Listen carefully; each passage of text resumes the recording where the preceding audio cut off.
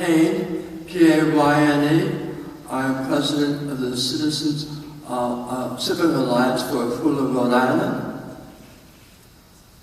All decisions are made in a context. Context is inescapable.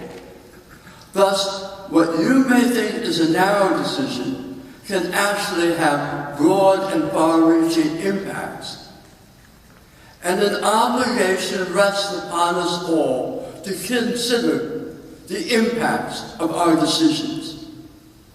That's a moral obligation, and it rests upon state government as well as the sub-agencies within departments of state government. Do not believe that is escapable. What we have in Rhode Island is a situation of de facto segregation where certain portions of our population bear burdens that others don't have to bear. And those include locally unwanted land uses. Those include locally unwanted land uses, of which this is an example. Try to imagine citing this in, I will just use another community, Barrington, Bristol, other communities. You would find it impossible to do. Yet you say, we can make a simple decision here, and they have to live with it. So you have to consider context. There have been great expressions about racial justice, environmental justice, and social justice as it applies to this decision.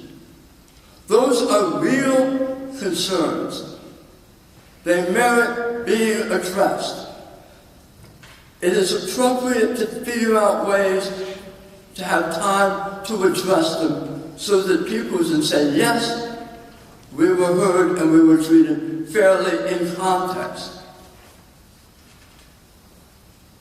To the point, though our regulations treat people who live in all places the same way, the water quality regulations. And what you see is if you live proximate to SA waters, what can go in is different than if you live next to someplace with SB, SB1, or C.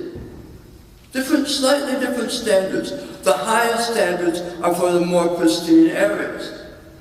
Thus, it is arguable, given residential segregation by income, and this bifurcation in regulations, that people aren't enjoying equal protection. I think that merits your consideration. Thank you, sir. Wasa Banyoko.